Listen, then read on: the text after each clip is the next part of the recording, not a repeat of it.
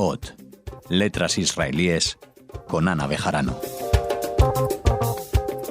Una alegría, como siempre, charlar sobre literatura en hebreo con Ana Bejarano. Hola, Ana. Hola, Raquel. Lo mismo digo, es un gusto estar con vosotros. Aunque hoy sea un poquito agridulce este encuentro, porque tenemos que referirnos a la muerte de una escritora muy conocida, o no, Ana, ahora nos contarás, porque su muerte tristemente ha pasado un poco desapercibida. Les hablamos de Amalia Kahana Carmón. Sí, es una pena, tienes toda la razón. Por eso tú y yo Sí. la traemos aquí hoy para darle voz y darle el lugar que se merece. Sí, Amalia Kahana Carmón, lo que tú decías, conocida, no conocida, en Israel es una autora conocidísima, muy conocida, una de las más famosas, y pertenece a la generación de Aleph Bet Yoshua, de Amos Oz. Pero claro, al ser mujer y por otras cuestiones que diremos, es cierto que falleció ahora el 16 de enero en 2019, no hace ni un mes, y la prensa israelí misma dio la noticia con 2 semanas de retraso. Eso es algo inaudito. Haaretz, vi la noticia, me quedé de piedra, pero el que la daba lo decía, es que me he enterado casi por casualidad. Y bueno, nosotras valorando a los hombres escritores, que cuando decimos estas cosas que les suceden a las mujeres escritoras, no es que estemos dejando de lado o criticando a los hombres escritores, que son fantásticos, pero quizás se debería dar más voz a las mujeres escritoras, que ella en realidad había escrito mucho sobre este tema de cómo las mujeres tienen dificultades para abrirse camino hasta el día de hoy. Es inexplicable, sino que la noticia de Amalia Kahana Carmón haya pasado desapercibida. En Israel se ha escrito hasta el día de hoy. La noticia, como digo, apareció a las 2 semanas, pero a día de hoy muy poca gente ha escrito sobre ella. Y fuera, yo soy casi incapaz de encontrar nada. A nadie que haya escrito sobre ella como escritora y sobre su muerte. Bueno, pues entonces este programa es más útil que nunca.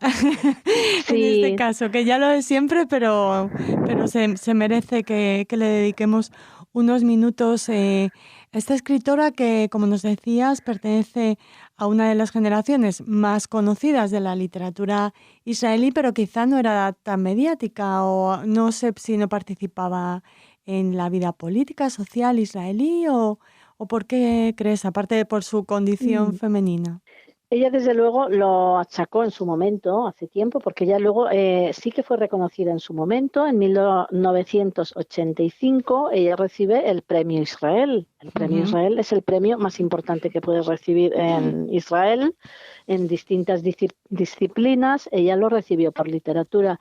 Ella es una mujer nacida en 1926 en un kibutz en Jarod.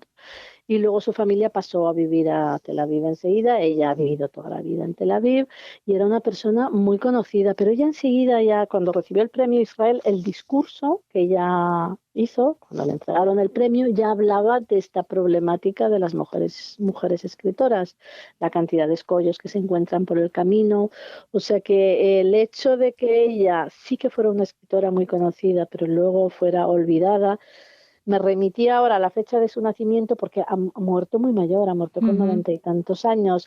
La verdad que hay que decir también, descargando a quien no la ha tenido en cuenta ahora, es que ella tuvo una mala vejez y desaparece de lo que es la escritura pues hace ya bastantes años, eso por un lado. Por otro lado, también ha pagado el hecho de que pertenece al grupo de escritores que no le gusta que lo traduzcan. Hay escritores que consideran que cuando escriben la obra, como Grossman muchas veces lo ha dicho, Amos Oz y Yoshua todavía más, ellos consideran que ellos escriben su obra en hebreo y luego ya las traducciones es cuestión aparte. No es que no les interese, pero dan libertad al traductor y consideran que la obra es libre. Amalia Kahana Carmón siempre tuvo muchísimos reparos en que su obra pasara a ser traducida, porque según decía ella, ya no era su propia obra. Claro, hemos dicho aquí muchas veces que los autores son ellos y sus traductores. Eso afectaría al extranjero. Lo que no se entiende en Israel es por qué no ha sido ahora pues reconocida como debería. Pero bueno, el hecho de no ser traducida, pues lo pagas, yo creo, sufre las consecuencias de no tener proyección. Claro. Si te parece, hacemos una pequeñita pausa y Sí, hablamos de al menos un pequeño cuento que sí se tradujo al castellano de esta sí. autora.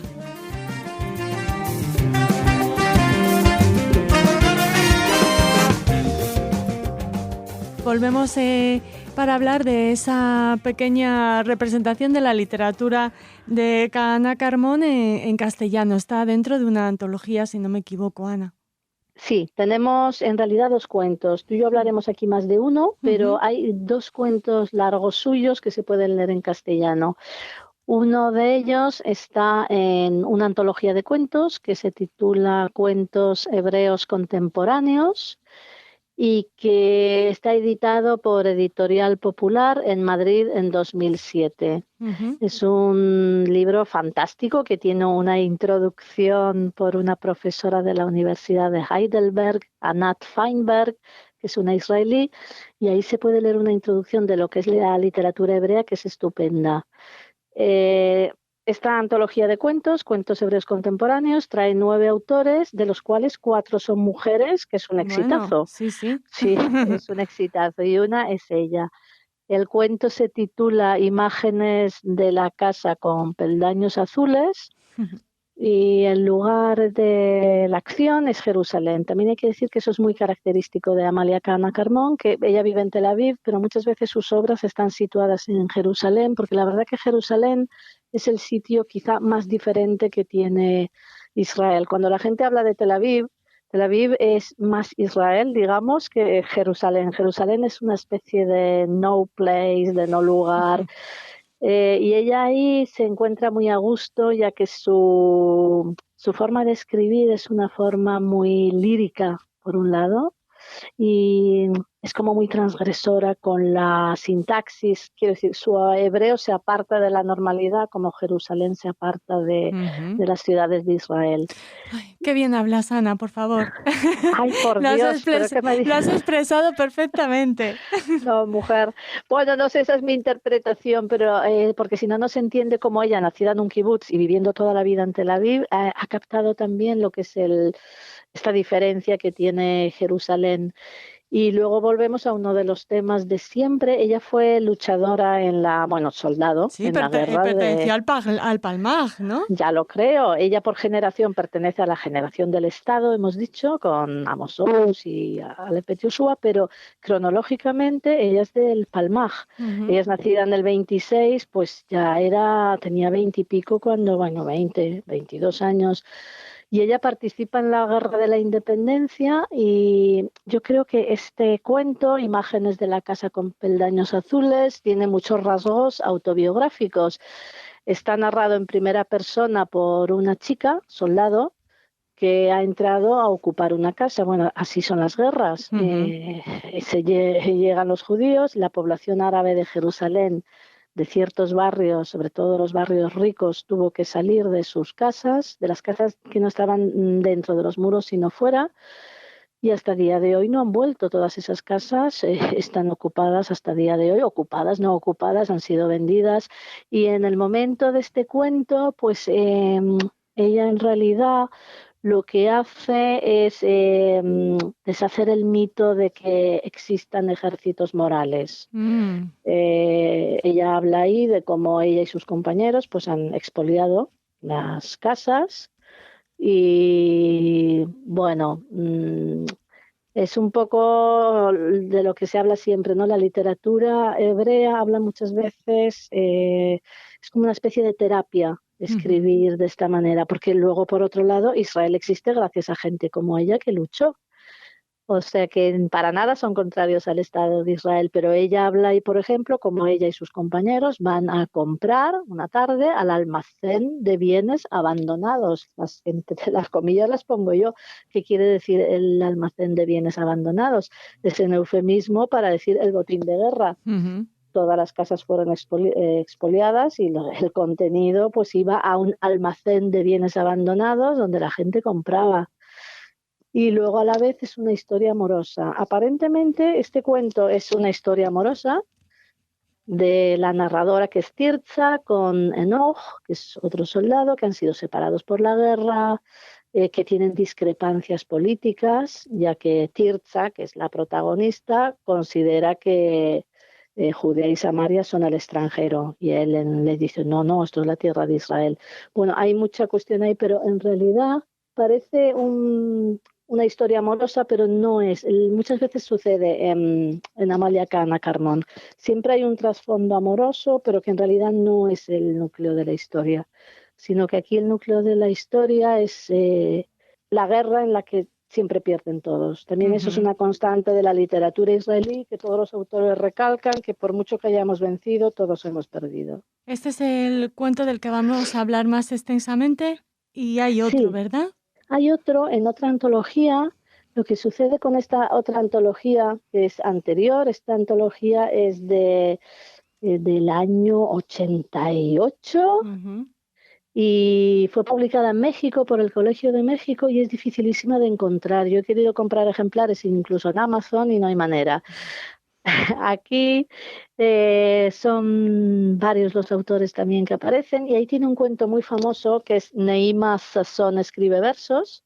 El lugar también vuelve a ser Jerusalén, el lugar de la acción, y habla de una chica de instituto que escribe poemas, y el marco sería el amor que esta chica siente por su profesor, y Yehezkel es el típico amor de una alumna por su profesor.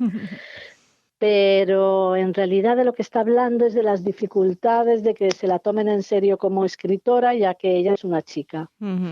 Y el maestro, que no nos queda muy claro, pero parece que lucha por no corresponderle a la chica, ya que él está casado, es un maestro joven, bien parecido, pero que está casado con una mujer más mayor, y se resiste a hacerle caso a la estudiante. A los poemas de la estudiante. Bueno, claro, a corresponderle en el amor se niega, y cómo lo hace, atacándole y diciéndole que le han aburrido muchísimo sus poemas, y que tras leer un par de páginas se quedó dormido.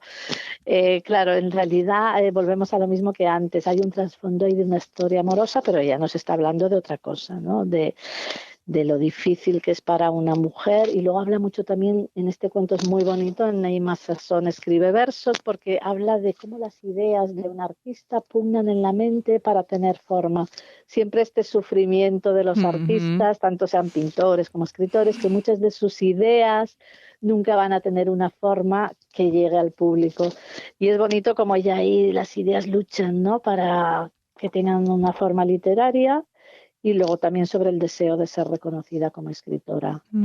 Eso es de lo que trata este libro. Pues los dos supongo que muy autobiográficos, ¿no? Porque este también nos habla de esos dilemas a los que se enfrentaba Amalia Cana Carmón. Sí.